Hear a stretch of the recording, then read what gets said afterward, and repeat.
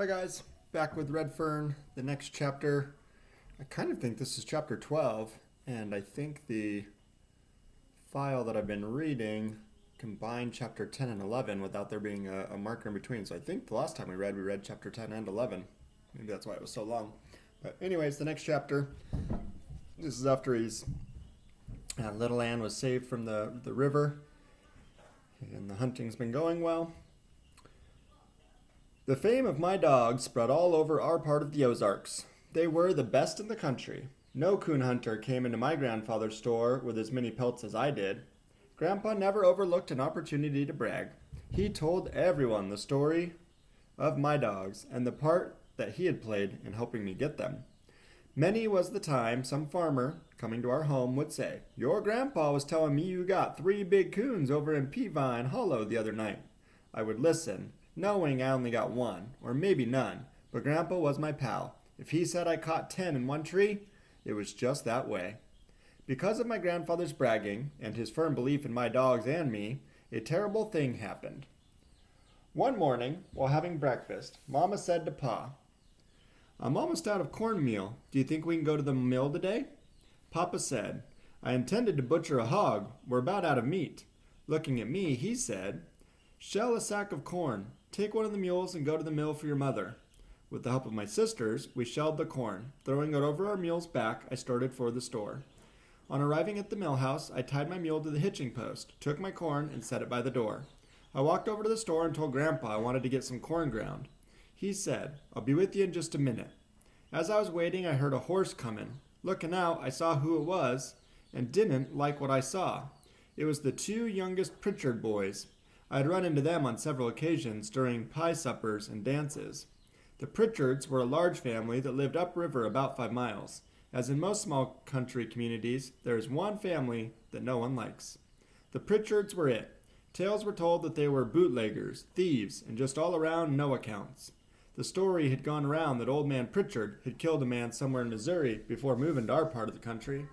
Reuben was 2 years older than I, big and husky for his age. He never had much to say. He had mean-looking eyes that were set far back in his rugged face. They were smoky-hued and unblinking, and as if his eyelids were paralyzed. I had heard that once he had cut a boy with a knife in a fight over at the sawmill. Rainey was the youngest, about my age. He had the meanest disposition of any boy I had ever known. Because of this, he was disliked by young and old. Wherever Rainey went, trouble seemed to follow. He was always wanting to bet, and would bet on anything. He was nervous, and could never seem to stand still. Once, at my grandfather's store, I had given him a piece of candy. Snatching it out of my hand, he ate it, then sneered at me, and said it wasn't any good. During a pie supper, one night, he wanted to bet a dime that he could whip me. My mother told me always to be kind to Rainey, that he couldn't help being the way that he was. I asked, "Why?" She said it was because his brothers were always picking on him and beating on him. On entering the store, they stopped and glared at me. Reuben walked over to the counter. Rainey came over to me. Leering at me, he said, "I'd like to make a bet with you." I told him I didn't want to bet. He asked if I was scared. "No, I just don't want to bet," I said. His neck and ears looked as though they hadn't been washed in months. His ferrule-like eyes kept darting here and there. Glancing down to his hands, I saw the back of his right sleeve was stiff and starchy from the constant wiping of his nose. He saw that I was looking him over and asked if I liked what I saw. I started to say no, but didn't, turned and walked a few steps. Reuben ordered some chewing tobacco. "Aren't you a little young to be chewing?" Grandpa asked. "Ain't for me, for my dad," Reuben growled. Grandpa handed him 2 plugs. He said he paid for it, turned around and handed one to Rainey. Holding the other up in front of him, he looked it over. Looking at Grandpa, he gnawed at 1/4 of it. Grandpa mumbled something about how kids were brought up these days. He came from behind the counter, saying to me, "Let's go grind that corn." The Pritchard boys made no move to follow us out of the store. "Come on," Grandpa said. "I'm going to lock up till I get this corn ground." "We'll just stay here. I want to look at some of the shirts," said Reuben. "No, you won't," said Grandpa. "Come on, I'm going to lock up." Begrudgingly, they walked out. I helped Grandpa start the mill, and we proceeded to grind the corn. The Pritchard boys had followed us and were standing there looking on. Rainey walked over to me. "I hear you have some good hounds," he said. I told him I had the best in the country. If he didn't believe me, he could just ask my grandfather. He just leered at me. I don't think they're half as good as you say they are, he said. Bet our old blue tick hound can outhunt both of 'em. I laughed. Ask Grandpa who brings in the most hides. I wouldn't believe him. He's crooked, he said. I let him know right quick that my grandfather wasn't crooked. He's a storekeeper, ain't he said. I glanced over at Grandpa. He had heard the remark made by Rainey. His friendly old face was as red as a turkey gobbler's wattle. The last of my corn was just going through the grinding stones. Grandpa pushed a lever to the side, shutting off the power. He came over and said to Rainey, "What do you do? Just go around looking for trouble? What do you want, a fight?" Reuben sidled over. "This ain't none of your business," he said. "Besides, Rainey's not looking for a fight. We just want to make a bet with him." Grandpa glared down at Reuben. "Any bet you make sure would be a good one, all right. What kind of bet?" Reuben spat a mouthful of tobacco juice on the clean floor. He said, "Well, we've heard so much about them hounds of his, we just think it's a lot of talk and lies. We'd like to make a little bet, say about $2. I had never seen my grandfather so mad. The red had left his face. In its place was a sticky, paste gray color. The kind old eyes behind the glasses burned with a fire that I had never seen. In a loud voice, he asked, "Bet on what?" Reuben spat again. Grandpa's eyes followed the brown stain into its arch until it landed on the clean floor and splattered. With a leering grin on his ugly, dirty face, Reuben said, "Well, we got an old coon up in our part of the country that's been there a long time. Ain't no dog yet ever been smart enough to tree him. And Rainey broke into the conversation. He ain't just an ordinary coon. He's an old-timer. Folks call him the ghost coon. Believe me, he is a ghost. He just runs hounds long enough to get 'em all warmed up, then climbs up a tree and disappears. Our old blue hound has treed him more times than—" Reuben told Rainey to shut up and let him do the talking. Looking over at me, he said, "What do you say? Want to bet $2 your hounds can't tree him?" I looked at my grandfather, but he didn't help me. I told Reuben I didn't want to bet, but I was pretty sure my dogs could tree the ghost coon. Rainey butted in again. "What's the matter, you yellow?"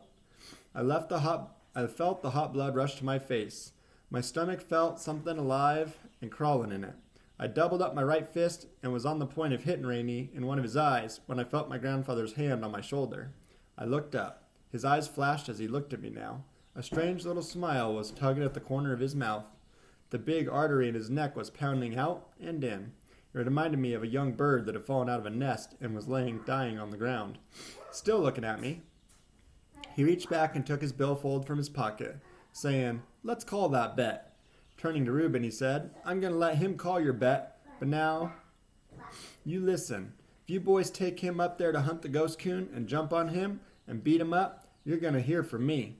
And I don't mean maybe. I'll have both of you taken to Tahlequah and put in jail. You'd better believe that." Reuben saw he had pushed my grandfather far enough. Backing up a couple of steps, he said, "We're not going to jump on him. All we want to do is make a bet." Grandpa handed me 2 $1 bills, saying to Reuben, "You hold your money and he can hold his. If you lose, you'd better pay off." Looking back to me, he said, "Son, if you lose, pay off." I nodded my head. I asked Reuben when he wanted me to come up for the hunt. He thought for a minute. "You know where that big old log slide comes out from the hills onto the road?" he asked. I nodded.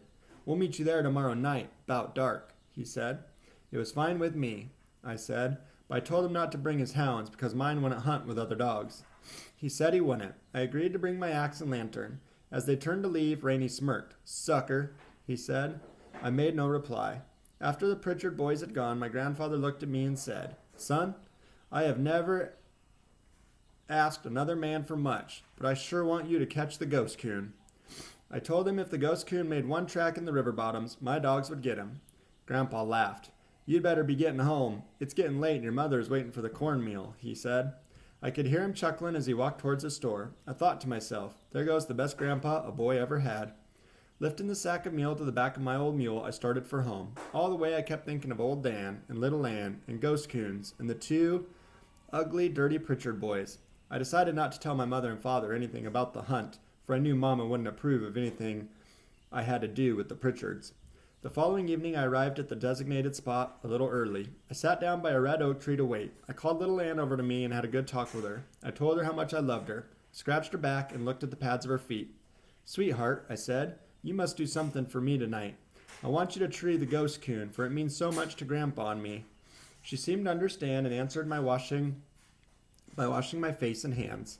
I tried to talk to old Dan, but I may as well talk to a stump for all the attention that he paid to me. He kept walking around, sniffing here and there.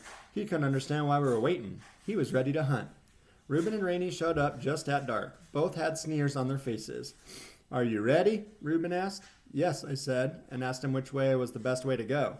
"Let's go down river a way and work up," he said. "We're sure to strike 'em coming up river, and that way we've got the wind in our favor." Are these the hounds that we've been hearing so much about?" Rainey asked. I nodded. "They look too little to be any good," he said. I told him dynamite came in little packages. He asked me if I had $2. "Yeah," I said. He wanted to see my money. I showed it to him. Reuben, not to be outdone, showed me his. We crossed an old field and entered the river bottoms. By this time it was quite dark. I lit my lantern and asked which one wanted to carry my axe. "It's yours," Rainey said. "You carry it." Not wanting to argue, I carried both the lantern and the axe. Rainey started telling me how stingy and crooked my grandfather was. I told him I hadn't come to have any trouble or to fight. All I wanted to do was hunt the ghost coon. If there was going to be any trouble, I would just call my dogs and go home. Reuben had a nickel's worth of sense, but Rainey had none at all. Reuben told him if he didn't shut up, he was going to bloody his nose. That shut Rainey up.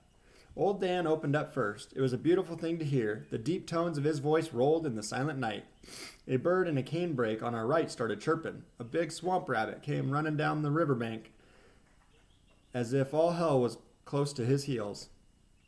A bunch of mallards feeding the shallows across the river took flight with frightened quacks. A feeling that only a hunter knows slowly crept over my body. I whooped to my dogs, urging them on.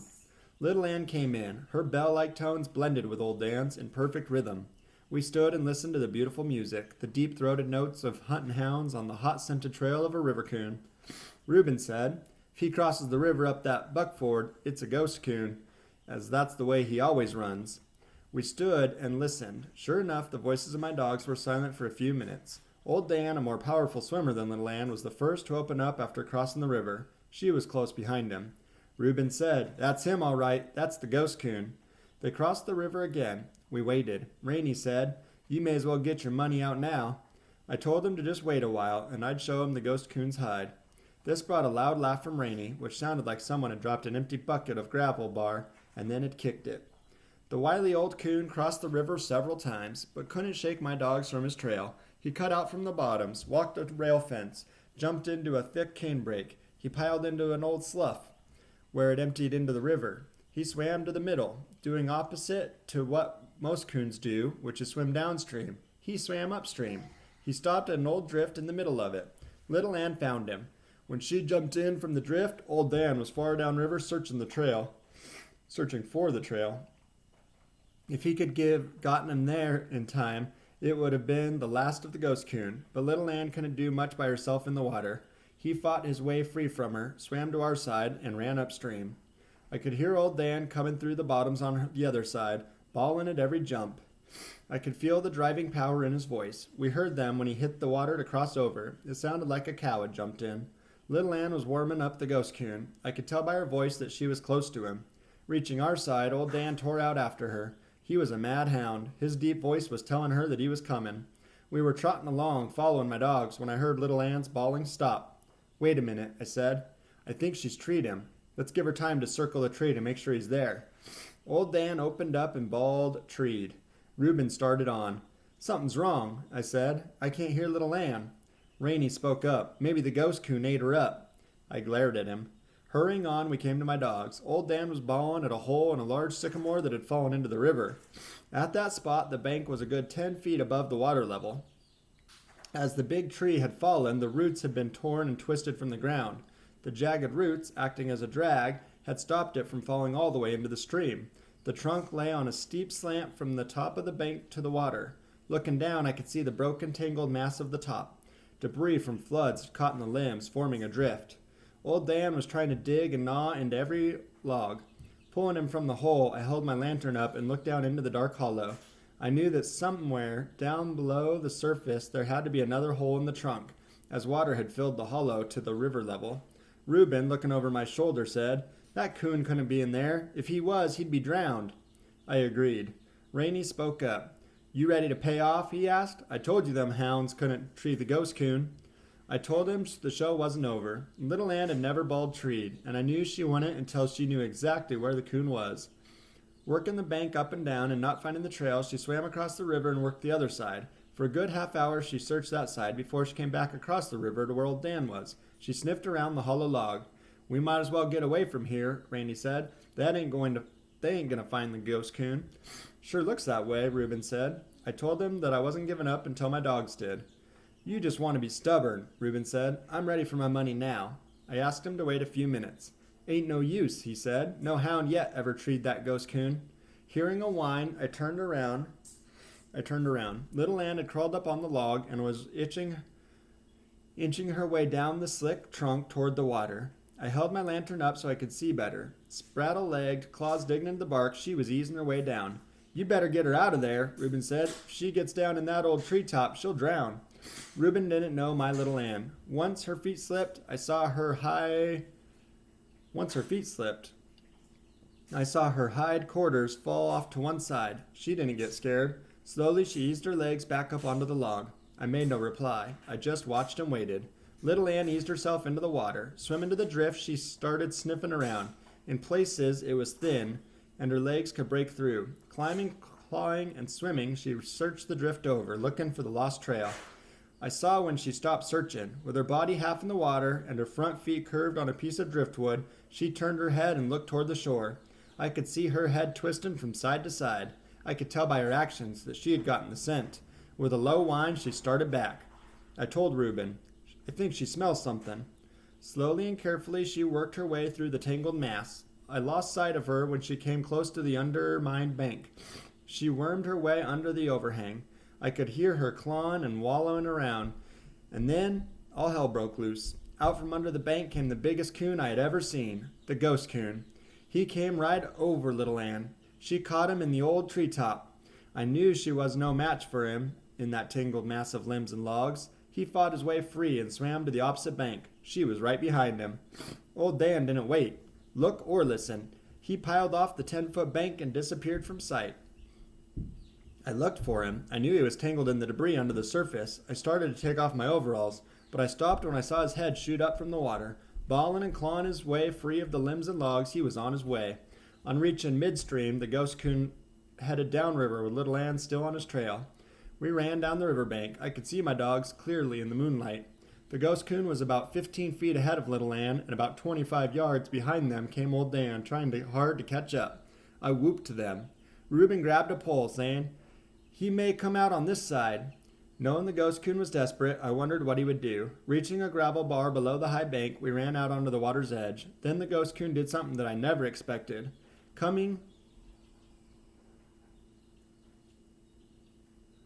Corning even with us, he turned from midstream and came straight for us. I heard Reuben yell, "Here he comes!" He churned his way through the shallows and ran right between us. Reuben swung his pole, missed the coon, and almost hit Little Ann. The coon headed for the river bottoms with her right on his heels. The bawling of Little Ann and our screaming and hollering made so much noise, I didn't hear old Dan coming. He tore out of the river, plowed into me, and knocked me down. We ran through the bottoms, following my dogs. I thought the ghost coon was going to go back to the sycamore log, but he didn't. He ran upriver. While hurrying after them, I looked over at Rainey. For once in his life, I think he was excited. He was whooping and screaming and falling over logs and limbs. I felt good all over. Glancing over at me, Rainey said, "They ain't got him yet." The ghost coon crossed the river after time. Seeing that he couldn't shake old Dan and Little Ann from his trail, he cut through the river bottoms and ran out into the old field. At this maneuver, Reuben said to Rainey, "He's heading for that tree." "What tree?" I asked. "You'll see," Rainey said. "When he gets tired, he always heads for that tree. That's where he gets his name, the ghost coon. He just disappears." "If he disappears, my dogs will disappear with him," I said. Rainey laughed. I had to admit one thing. The Pritchard boys knew the habits of the ghost coon. I knew he couldn't run all night. He had already far surpassed any coon I had ever chased. "They're just about there," Reuben said. Just then I heard old Dan bark treed. I waited for Little Ann's voice. I didn't hear her. I wondered what it could be this time. He's there, all right, Reuben said. He's in that tree. Well, come on, I said. I want to see that tree. You might as well get your money out, Rainey said. I told him he had said that once before, back on the riverbank. That takes us to, I believe, chapter 13. So I think we had read chapter 10 and 11 last time. That was chapter 12, I believe. And we'll pick it up there next time.